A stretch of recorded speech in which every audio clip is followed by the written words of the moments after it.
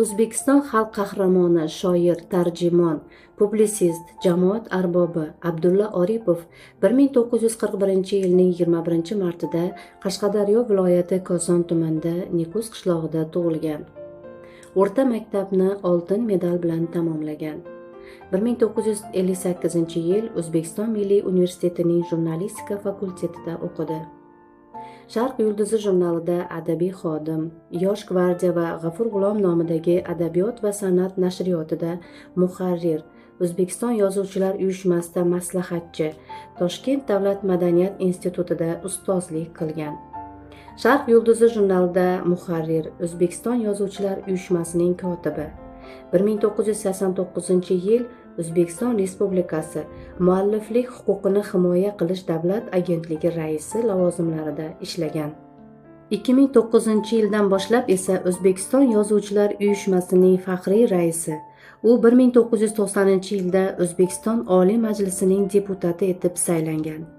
Abdulla Oripovning dastlabki yozgan Mitti yulduz deb nomlangan she'riy kitobi 1965-yilda nashr qilingan.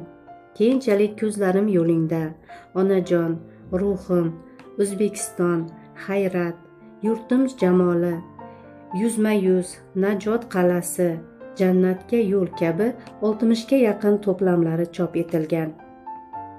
2000-2013-yilda esa 7 jildlik tanlangan asari chop etilgan. Abdulla Oripovning she'r va dostonlari ko'plab xorijiy tillarga tarjima qilingan.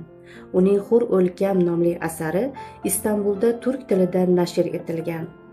U ko'plab qardosh shoirlarning she'rlarini tarjima qilgan.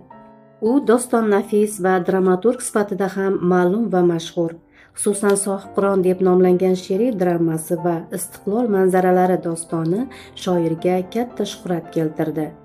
Abdulla Oripov O'zbekiston davlat madhiyasi muallifidir.